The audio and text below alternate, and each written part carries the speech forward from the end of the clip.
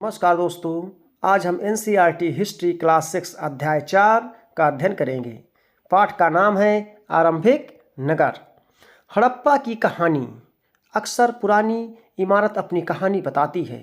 लगभग 150 साल पहले जब पंजाब में पहली बार रेलवे लाइन बिछाई जा रही थी तो इस काम में जुटे इंजीनियरों को अचानक हड़प्पा पुरा स्थल मिला जो आधुनिक पाकिस्तान में है।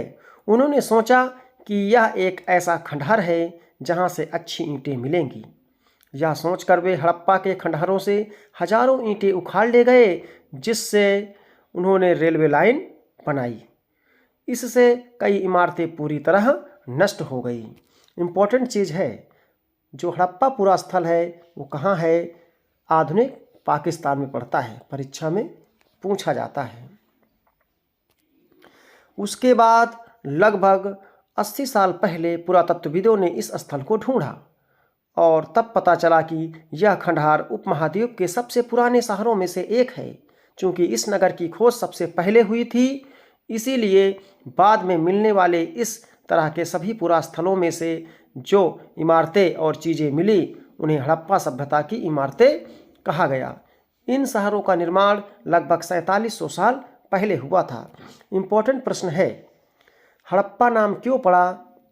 क्योंकि सबसे पहले हड़प्पा नामक पुरा स्थल की खोज की गई, इसीलिए इस सभ्यता को हड़प्पा सभ्यता कहा जाने लगा।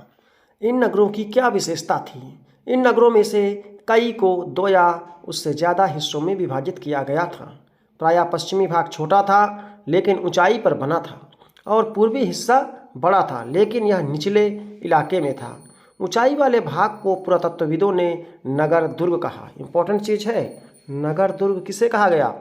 जो ऊंचाई वाला भाग था। और ऊंचाई वाला भाग कौन था? पश्चिमी भाग। जो पश्चिमी भाग था वो ऊंचा था, इसीलिए इसको नगर दुर्ग कहा गया। प्रश्न इंपॉर्टेंट है, पूछा जाता है। और निचले हिस्से को निचला नगर कहा गया। दोनों हिस्सों की चहारदीवारी पकी ईंटों की बनाई जाती थी। कैसी बनाई जाती थी? पकी ईंटें। इसके ईंटें इतनी अच्छी पकी थी कि हजारों साल बाद आज तक उनकी दीवारें खड़ी रहीं। दीवार बनाने के लिए ईंटों की चिनाई इस तरह करते थे जिससे कि दीवारें खूब मजबूत रहें।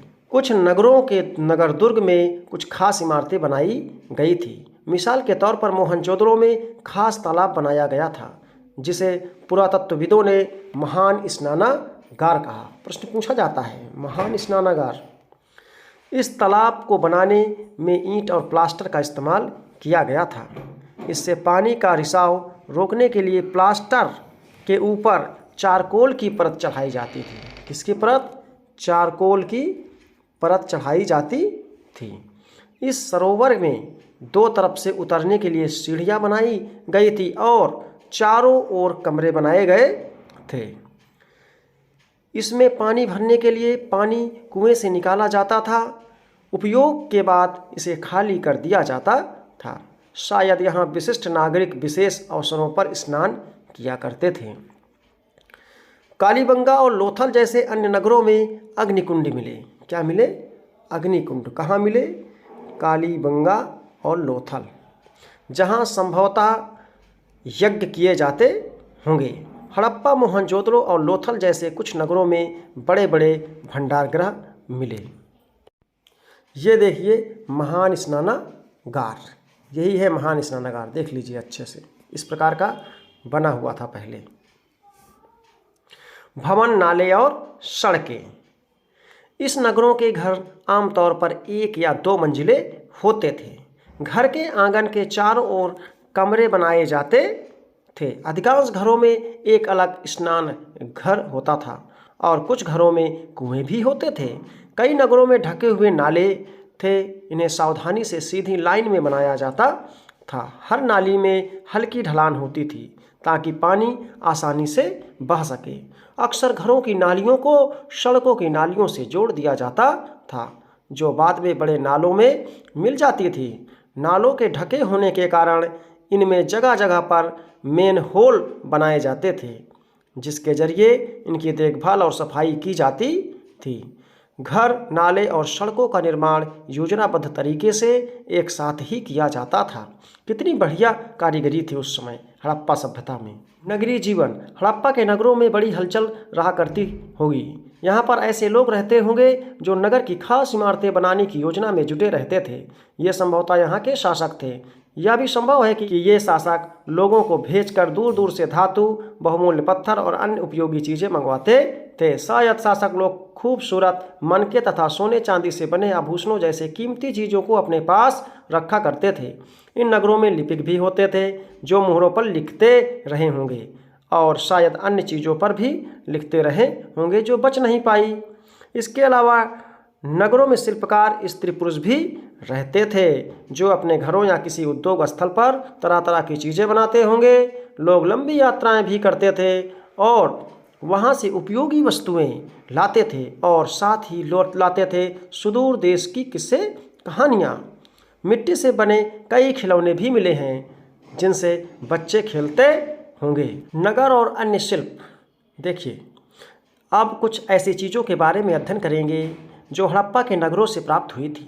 पुरातत्वविदों को जो चीज़ें वहाँ मिली हैं उनमें अधिकतर पत्थर, शंख, तांबे, कांसे, सोने और चांदी जैसे धातुओं से बनाई गई थी। तांबे और कांसे से औजार, हथियार, गहने, बर्तन बनाए जाते थे। सोने और चांदी से गहने और बर्तन बनाए जाते थे।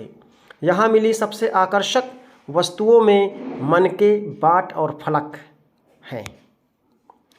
हड़प्पा सभ्यता के लोग पत्थर की मुहरें बनाते थे। क्या बनाते थे? पत्थर की मुहरें। इन आयताकार मुहरों पर संभवतः जानवरों के चित्र मिलते थे। इस पर बहुत सारे जानवरों के चित्र भी मिले हैं मुहरों पर। हड़प्पा सभ्यता के लोग काले रंग से डिजाइन किए हुए खूबसूरत लाल मिट्टी के बर्तन बनाते थे। कैसे बनाते थे? काले रंग के डिजाइन किए हुए खूबसूरत लाल रंग के बर्तन बनाते थे। इंपॉर्टेंट प्रश्न है ये। उस समय बाँट भी बनाए गए थे।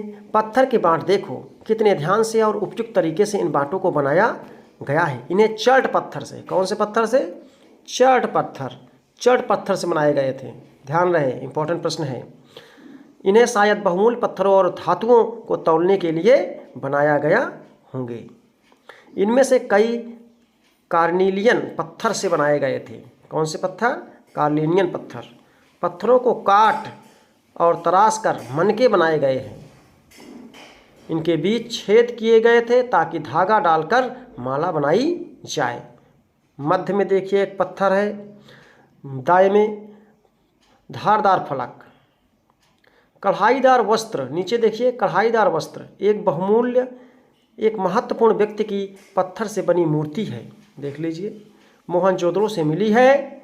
उनमें से कई कढ़ाईदार वस्त्र पहने दिखाए गए हैं। देख लीजिए, ये देखिए मूर्ति बनाई गई है। संभवतः 7000 साल पहले मेहरगढ़ में कपास की खेती होती थी। कहाँ? मेहरगढ़ में क्या होती थी? कपास की खेती होती थी मेहरगढ़ में। मोहनजोदड़ो से कपड़े के टुकड़ों के अवशेष, चांदी के एक फूलदान के ढक्कन तथा कुछ अन्य तांबे की वस्तुओं से चिपके हुए मिले हैं। पकी मिट्टी तथा फेयंस से बनी तकलियाँ सूत कताई का संकेत देती हैं। इनमें से अधिकांश वस्तुओं का निर्माण विशेषज्ञों ने किया था। विशेषज्ञ उसे कहते हैं जो किसी खास चीज़ को बनाने के लिए खास प्रशिक्षण लेता है। विशेषज्ञ किसे कहते हैं? जो किसी खास चीज़ को बनाने के लिए कोई प्रशिक्षण उनको दिया जाता है। उनको विशेषज्ञ, एक विषय में वो महारत उनको हासिल होती है, उसे विशेषज्ञ कहते हैं। जैसे पत्थर तलाशना, मनके चमकाना या फिर मुहरों पर पच्चीकारी करना आदि। मूर्ति का चेहरा कितने आकर्षक ढंग से बनाया गया था, आपने पीछे देखा। उसकी दाढ़ी कितनी अच्छी तरह दर्शाई गई है। या किसी विशेषज्ञ मूर्तिकार का ही काम हो सकता है। हर व्यक्ति विशेषज्ञ नहीं हो सकता। हमें यह पता नहीं है कि क्या सिर्फ पुरुष ही ऐसे कामों में प्रशिक्षण हासिल करते थे या फिर केवल महिलाएं। हमको इतना नहीं मालूम अभी। शायद कुछ महिलाएं और पुरुष दोनों ही इस काम में दक्ष थे। शायद है, कोई कन्फर्म नहीं है, ऐसा अंदाज़ा लगाया जाता है।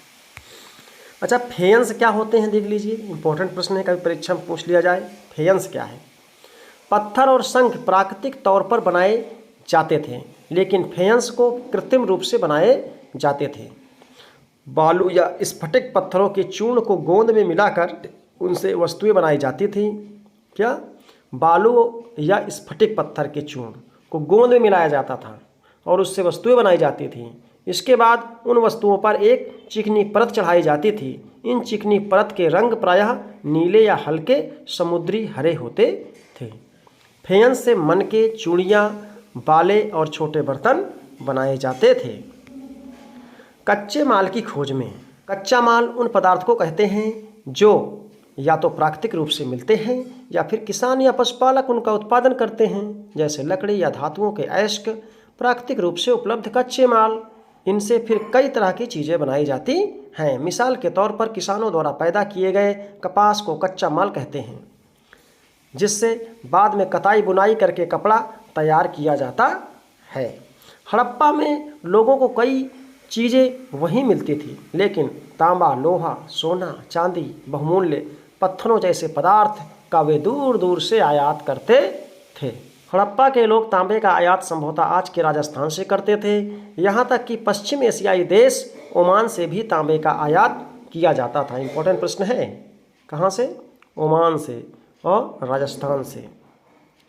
कांसा बनाने के लिए तांबे के साथ सिलाई जाने वाली धातु टिन का आयात आधुनिक ईरान से होता था। कहाँ से?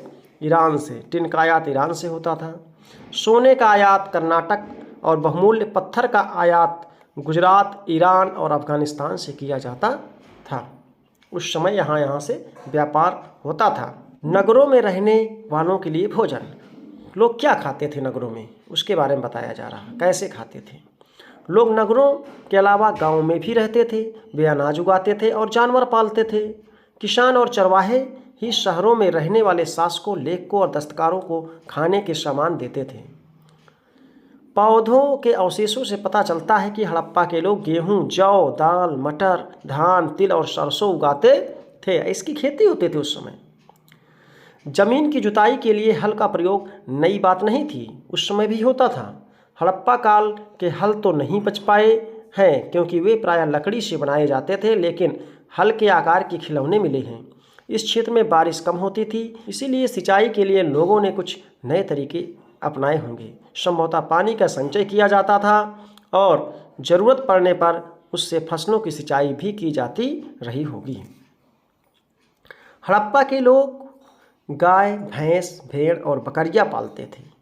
गाय, भैंस, भेड़ और बकरियां इंपॉर्टेंट चीज़ है। देखिए क्या पालते थे वो लोग। बस्तियों के लोग आसपास तालाब और चारागाह में रहते थे।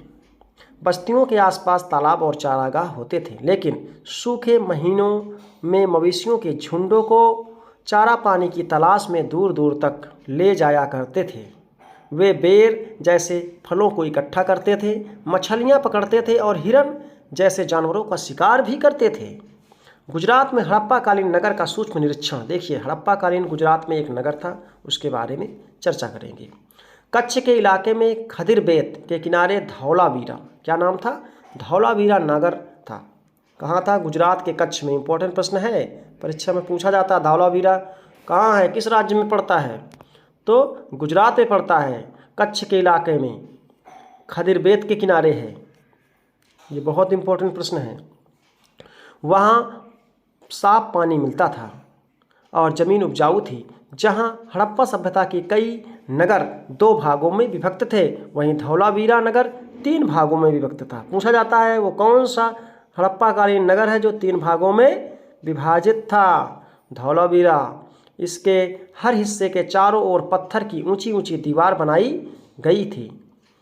इसके अंदर जाने के लिए बड़े बड़े प्रवेश द्वार होते थे।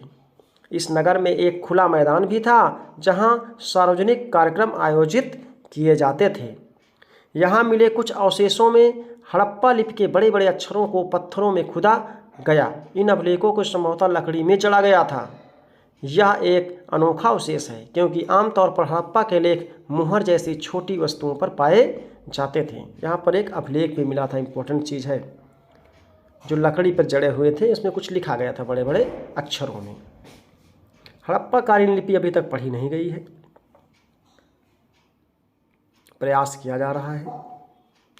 हड़प्पा की खंबात की खाड़ी में मिलने वाली साबरमती की एक उपनदी के किनारे बसा लोथल नगर ऐसे स्थान पर बसा था जहां कीमती पत्थर जैसे कच्चा माल आसानी से मिल जाया करता था। इंपॉर्टेंट चीज़ है। लोथल कहाँ पर है? ये भी गुजरात में है। ये खंभात की खाड़ी में मिलने वाली जो साबरमती नदी की उपनदी है, ठीक है, वहाँ पे है ये गुजरात में। ये भी पूछा जाता है प्रश्न, बहुत बार पूछा गया है, लोथल कहाँ पे है। यह पत्थरों, शंखों और धातुओं से बनाई गई चीज़ों का एक महत्वपूर्ण केंद्र था। इस नगर में एक भंडार गृह भी था।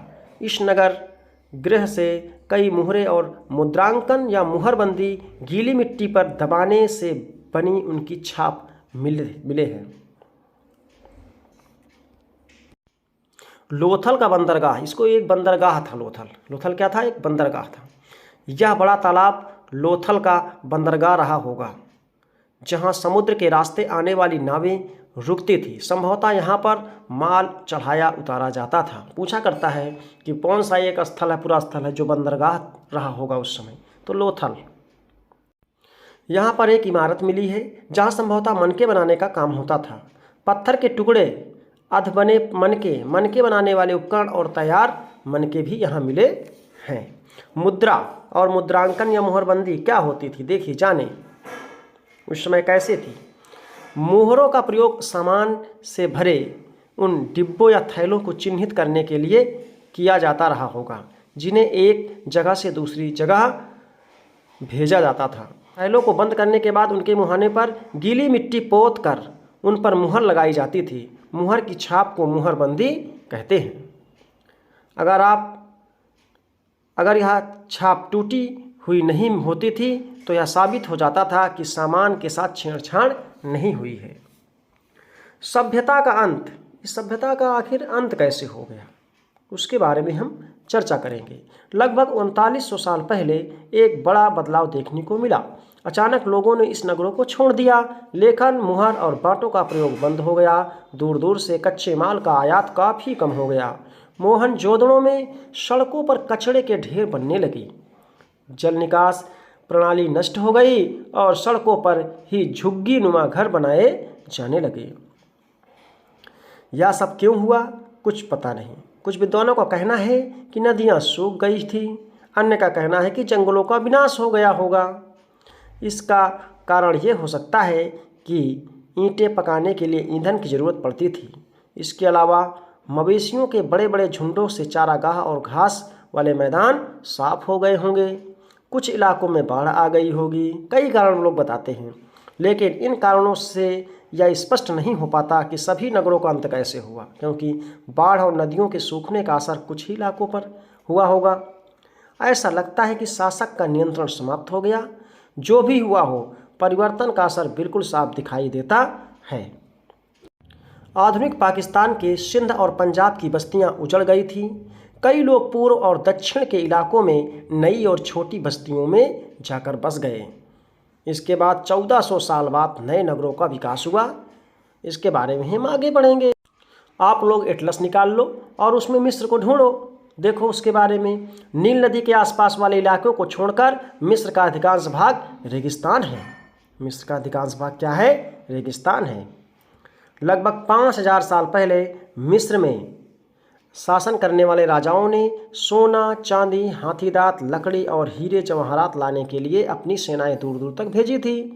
इन्होंने बड़े बड़े मकबरे बनवाए थे, जिन्हें पिरामिड के नाम से जाना जाता है। उस समय पिरामिड का क्या मतलब होता है? इतिहास में मकबरे बनवाए गए थे मिस्र में बड़े बड़े, तो उनको क्या कहा गया? पिरामिड कहा गया। देखिए चित्र में दिखाया भी गया है, ये है पिरामिड। राजाओं के मरने पर उनके शवों को इन्हीं पिरामिड में दफनाकर सुरक्षित रखा जाता था। इन शवों को ममी कहा जाता है। शव को क्या कहते थे?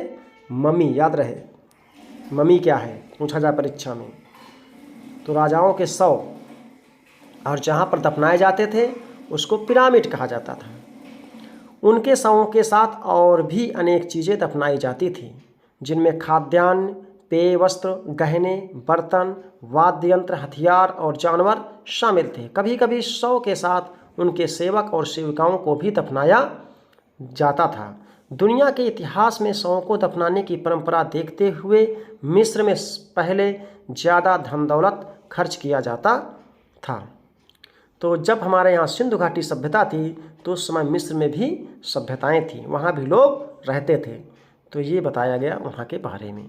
कुछ महत्वपूर्ण तिथियां देख लीजिए। मेहरगढ़ में कपास की खेती लगभग 7000 साल पहले हुई थी।